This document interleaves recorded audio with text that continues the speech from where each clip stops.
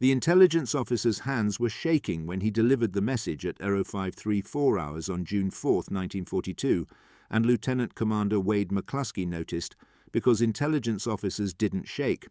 They dealt in cold numbers and radio intercepts and decoded fragments of enemy transmissions, not emotion.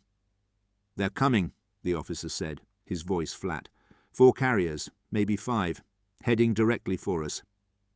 McCluskey stood on the flight deck of USS Enterprise, watching the pre-dawn darkness give way to grey light over the Pacific. The air smelled of aviation fuel and salt spray and something else. The electric tension of men who knew the next few hours would determine whether they lived or died, whether their country survived or fell.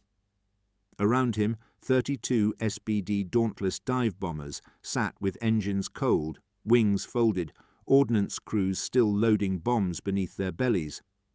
The mechanics worked with practiced efficiency, but McCluskey could see the tightness in their movements, the way they kept glancing toward the horizon, as if the Japanese fleet might appear there at any moment. "How far?" he asked.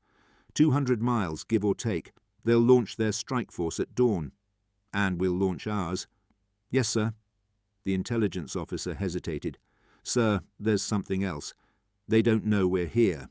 They think they sank Yorktown at Coral Sea. They think we only have 2 carriers in the area, maybe 1. They're not expecting us." McCluskey absorbed this information slowly. The Japanese were coming in confident, perhaps overconfident, believing they'd already crippled the American carrier fleet. Admiral Yamamoto had planned this operation for months, a decisive battle that would destroy what remained of American naval power in the Pacific and force a negotiated peace. The attack on Pearl Harbor had been the opening blow. This was meant to be the killing stroke. Except the Americans had broken the Japanese naval code. They knew Midway was the target. They knew when the attack would come. They'd positioned 3 carriers, Enterprise, Hornet, and the damaged but operational Yorktown, northeast of the island, waiting in ambush. The Japanese didn't know. They were sailing into a trap of their own making. "If we can find them," McCluskey thought. "If we can hit them before they hit us. If everything goes right." Too many ifs. War didn't run on ifs. It ran on chaos and chance, and the 1,000 small decisions that accumulated into victory or defeat. But the intelligence was solid. Station HYPO in Hawaii had done its work. Now it was up to the pilots and crew to do theirs. "Get some breakfast," McCluskey told the intelligence officer. "It's going to be a long day." The officer nodded and disappeared below decks. McCluskey remained on the flight deck, watching the sky lighten. He was 36 years old, a career naval aviator who'd spent the last 6 months training replacement pilots and running patrol missions that never found anything worth shooting at. This would be his first real combat, his first chance to prove that all those hours in the cockpit meant something beyond target practice and formation flying. He thought about his wife Helen back in San Diego, about the letter he'd written last night and left with the ship's chaplain to mail if he didn't come back. He'd tried to make it sound optimistic, upbeat, the kind of letter a husband writes when he doesn't want his wife to worry. But Helen was smart. She'd read between the lines. She'd know what it meant when he wrote "I love you" 3 times in the closing paragraph, instead of the usual once. "Stop it," he told himself. "Focus on the mission. Think about the mission." At 0600 hours the alarm klaxon shattered the morning quiet. "General quarters! General quarters! All hands to battle stations! This is not a drill!" The deck erupted into controlled chaos. Pilots sprinted from the ready room, pulling on flight suits and Mae West life jackets. Plane captains scrambled to their aircraft, performing final checks, yanking wheel chocks, signaling thumbs up to the air boss. The engines started in sequence, coughing blue smoke, settling into a throaty roar that McCluskey felt through his boots. The smell of exhaust washed over the deck, mixing with ocean spray and the sharp ozone scent of electrical systems powering up. McCluskey climbed into his Dauntless, settling into the narrow cockpit with practiced ease. Behind him, his radioman and rear gunner Bruno Guido checked the twin .30 caliber machine guns mounted on a swivel. Guido was 22, from Milwaukee, with a face that made him look even younger. He'd been in the Navy for 3 years and had never fired his guns at anything except sleeves towed by practice aircraft. "You good back there?" McCluskey called over the intercom. "Good as I'm gonna get, sir." Guido's voice was tight but steady. The launch officer appeared on the deck, wearing a yellow jersey that stood out against the grey paint like a target. He began signalling to the pilots, directing them into position for takeoff. Enterprise turned into the wind, her bow rising and falling with the swells, spray coming over the flight deck in sheets. The first Dauntless roared down the deck and lifted off, climbing steeply, banking right. The second followed, then the third. McCluskey's turn came at 0706 hours. The launch officer's arm came down in a sweeping arc, and McCluskey pushed the throttle forward, feeling the Dauntless surge against the brakes. He released them, and the aircraft rolled forward, gaining speed, the deck racing beneath him. The bow dropped into a trough, and McCluskey pulled back on the stick, lifting off just as the deck fell away. For a brief, terrifying moment, the Dauntless hung in the air with nothing beneath it but ocean, engines straining. Then it caught the wind and climbed, and McCluskey circled while the rest of Bombing 6 formed up behind him. 16 aircraft in 4 divisions of 4. They were supposed to rendezvous with the torpedo squadrons and fighter escorts, supposed to attack as a coordinated strike force. But the torpedo planes were slow, lumbering TBD devastators that could barely make 100 knots, and waiting for them meant burning fuel the Dauntless didn't have. At 0752, McCluskey made a decision that would later be called either brilliant or lucky, depending on who told the story. He didn't wait for the torpedo planes. He took his dive bombers west-southwest, following the projected course the Japanese fleet should be taking if the intelligence was accurate. 32 aircraft flying in formation at 19,000 feet, looking for an enemy they couldn't see on an ocean that stretched to the horizon in every direction. The minutes ticked past. The fuel gauges slowly dropped. McCluskey's eyes swept constantly between his instruments and the ocean below, searching for the telltale white wakes of ships, the dark silhouettes of carriers. He saw nothing. The Pacific stretched empty and vast, blue-green water unmarked by human presence. Had the intelligence been wrong? Had the Japanese changed course? Were they flying toward nothing while enemy bombers destroyed the American carriers behind them? At 0935, they reached the point where the Japanese fleet should have been. Nothing. Empty ocean. McCluskey felt his stomach tighten. They had fuel for maybe another 30 minutes of searching before they'd have to turn back. If they didn't find the carriers, if they had to land with their bombs still attached, the mission would be a failure, and the Japanese would get their strike in first. "Sir," Guido's voice crackled over the intercom, "we're pretty far out." "I know. Just saying. Fuel." "I know," McCluskey repeated, his voice harder than he intended.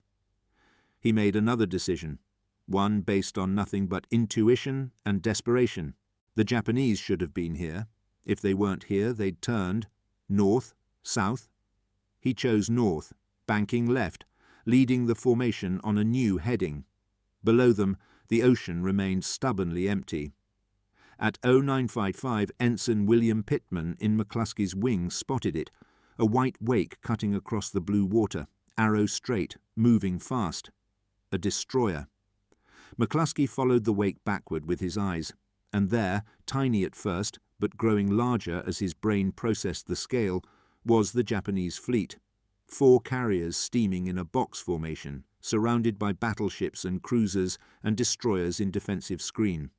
The carriers were huge, their flight decks visible even from 20,000 feet, crowded with aircraft. McCluskey could see planes taking off from one of them, could see the ant-like figures of deck crews servicing aircraft on the others. The Japanese were rearming their bombers after striking Midway, getting ready for a second wave. Their fighters were at low altitude or on deck. They weren't expecting an attack from above. McCluskey felt something cold settle in his chest. They're vulnerable. Right now, in this moment, they're vulnerable. But his force was alone. The torpedo bombers hadn't found the carriers yet. The fighter escorts were somewhere else, and fuel was critically low. If he waited for coordination, for the textbook combined attack, he'd lose the advantage. The Japanese would get their planes armed and airborne, and then it would be too late. "All units," he said into his radio, his voice steady despite his racing heart. "This is McCluskey. We attack now. 1st Division on the nearest carrier. 2nd Division on the carrier to the south. 3rd and 4th Divisions hit targets of opportunity. Dive angle 60 degrees. Release at 2,500 feet. Good luck." He rolled his Dauntless into a steep dive, and the world became noise and pressure and shrieking wind. The altimeter unwound like a broken watch. The carrier grew larger in his windscreen, impossibly large, its flight deck a perfect target painted with aircraft that couldn't move or take off or defend themselves. He could see men running on the deck, could see someone pointing up at him, could see the red rising sun insignia painted on the flight deck. Anti-aircraft fire began to fill the air around him. Black puffs of flak, tracer rounds streaming up in glowing arcs. Something hit his wing and tore a jagged hole in the metal, but the Dauntless kept flying, kept diving. The dive brakes were screaming. The engine was roaring. The carrier filled his entire vision now, close enough to see individual aircraft, to read the numbers painted on their fuselages. At 2,500 feet, McCluskey released. The 1,000-pound bomb dropped away cleanly, and the Dauntless bucked upward, suddenly lighter. McCluskey pulled out of the dive, the G-forces crushing him into his seat, grey, tunnelling his vision. He levelled off at 500 feet, skimming over the water, looking back over his shoulder. The bomb struck the carrier, Akagi, he would learn later, just aft of the midship elevator. It penetrated the flight deck and exploded in the hangar bay, where armed and fueled aircraft were waiting to launch. The detonation touched off a chain reaction of exploding bombs and igniting fuel that turned the entire hangar into a blast furnace. Secondary explosions ripped through the ship's structure. The flight deck buckled and lifted. Fire vomited from the elevator openings like dragon's breath. Behind McCluskey, the rest of Bombing 6 pressed their attacks. 3 more hits on Akagi, 4 hits on Kaga, another carrier, turning her flight deck into a sea of flame. More hits on Soryu, a 3rd carrier, explosions walking down her length like footsteps of a giant. In 6 minutes, 3 Japanese carriers were burning, their fuel and ordnance cooking off, their crews abandoning ship or dying in the inferno. McCluskey pulled up to 1,000 feet and formed up with what remained of his squadron. They'd lost 4 aircraft to anti-aircraft fire. The rest were damaged, riddled with holes, trailing smoke or hydraulic fluid. But they'd done it. They'd caught the Japanese carriers with their pants down and burned them to the waterline. The flight back to Enterprise took 75 minutes. Every one of them spent watching fuel gauges drop toward empty. Some planes ran dry and had to ditch in the ocean. Their crews picked up later by destroyers. McCluskey made it back with fumes in his tanks, landing on a deck that was itself under attack from Japanese bombers that had survived the slaughter of their carriers. He shut down the engine and sat in the cockpit for a moment, hands resting on the stick, unable to quite believe he was still alive. Around him, the deck was organized chaos. Aircraft landing, aircraft launching, fire crews spraying foam on damaged planes, corpsmen carrying wounded below. The smell of aviation fuel and burning paint and cordite filled the air. Guido climbed down from the rear cockpit, his face pale, his flight suit stained with hydraulic fluid and something that might have been blood. "We did it," he said quietly. "Jesus Christ, sir, we actually did it." McCluskey nodded but didn't speak. He didn't trust his voice. The euphoria of survival and victory was already fading, replaced by exhaustion and the knowledge that the battle wasn't over. There was still one Japanese carrier operational, Hiryu, and she would come for revenge. Sure enough, at 1400 hours the alarm sounded again, and Japanese bombers appeared on the horizon, boring in through defensive fire to put 3 bombs into Yorktown. The carrier began to list, her fires spreading, her crew preparing to abandon ship. But by then, Dive bombers from Enterprise and Yorktown had found Hiryu. They hit her with 4 bombs, turning her into the same kind of burning wreck as her sister ships. By sunset on June 4th, all 4 Japanese carriers that had attacked Pearl Harbor 6 months earlier were sinking or sunk. The most powerful carrier force in the world, the spear point of Japanese expansion, had been destroyed in a single day. The cost was heavy. The Americans lost Yorktown, torpedoed by a Japanese submarine 2 days later while under tow. They lost 145 aircraft and 307 men, but the Japanese lost 4 carriers, 248 aircraft, and over 3,000 men, including many of their most experienced pilots and aircrew. They lost the strategic initiative.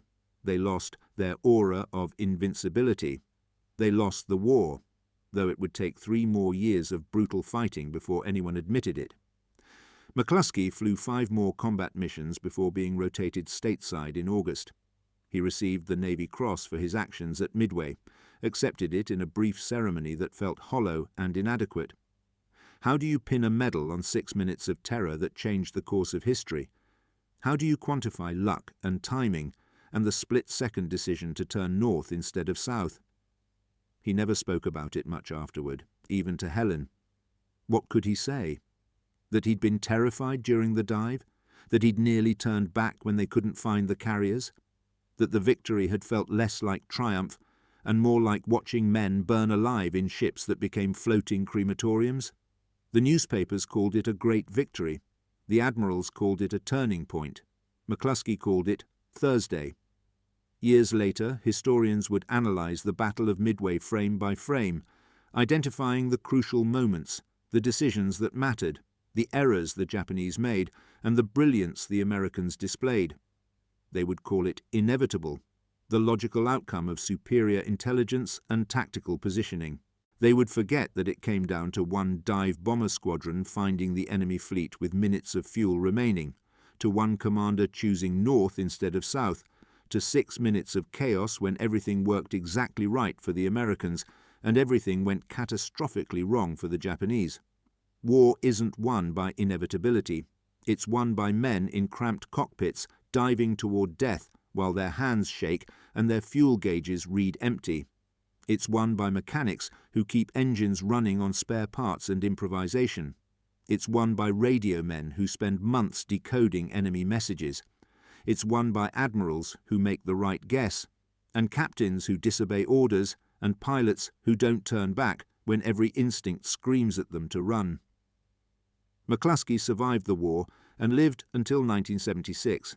He never forgot the sight of those burning carriers, never stopped hearing the screams of men dying in the flames, never quite forgave himself for being relieved when they died instead of him. The medal stayed in a drawer. The memories stayed in his head. And every June 4th, he would stand in his backyard at exactly 10:22 hours, the time his bomb hit Akagi, and stare at the sky, remembering when history turned on the edge of a knife and he was the one holding the blade. The ocean keeps such moments. It remembers them all,